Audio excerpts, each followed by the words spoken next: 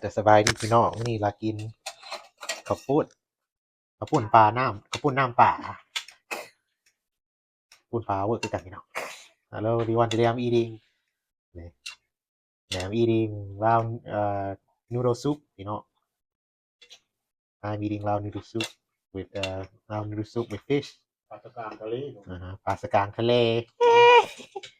คือครับเลยน้องเทพแต่ละคนเลยเนาะ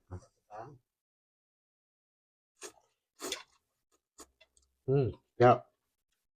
มาในวันเดอร์มันคือคนมากินน้ำปลาตอนนี้วีวันกับอีทเวมี่เทียบกับเพียงพี่น้องโอ้มาเด้อป่าในเสียกสีเวลามันคือคนมากินน้ำปลามันก็มีดเวมี่ออกมากระเซ่บพี่น้อง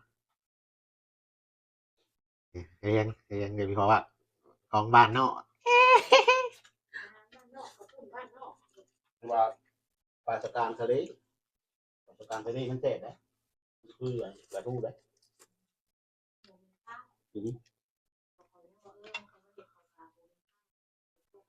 ปลาตะกางทะเลเจอได้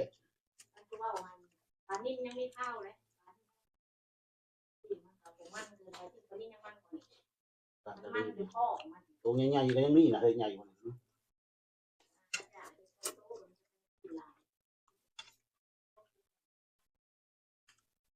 อันนี้ซ้ำปลาตะกางบ้านเขาเลยหน่อยมันใหญ่ซ้ำกัน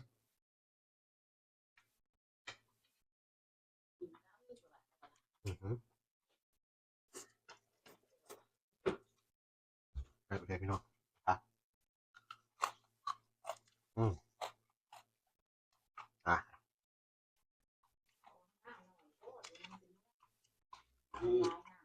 เอาอยู่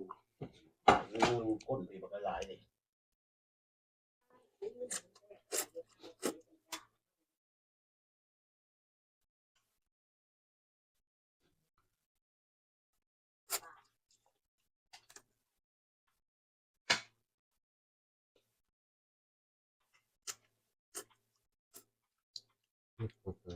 มันอยู่ในเมืองแต่ยังกินคือคนบ้านนอกคือเก่าเกิดอยู่บ้านนอกบ้านนามันเจอในเมืองกินแบบแค่บ้านนอกแล้วเราก็ออกหากินบ้านนอกอยู่ได้ดิเดือนหน้าเลยไปแหละเผ็ดเค็มหอนนะ ฮีเหาะพัก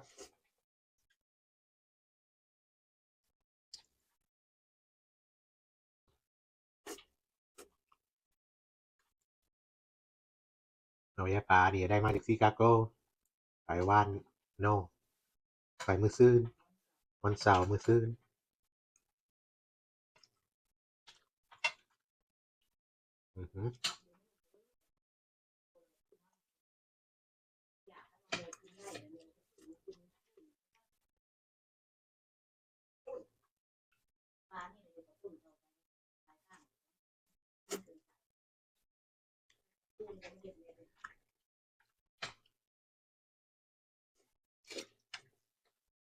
ต่างประเทศ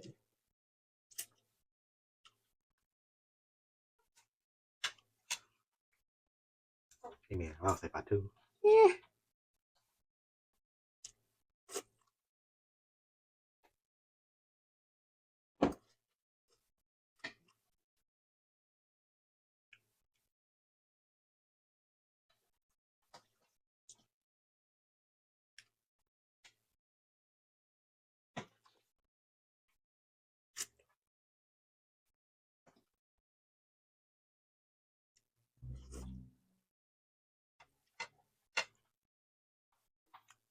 พี่น้อง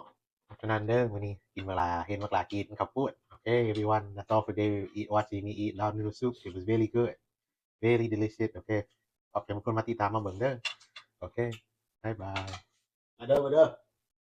อยู่ในเมืองแต่ยังกินคือคนบ้านนอกเหรอ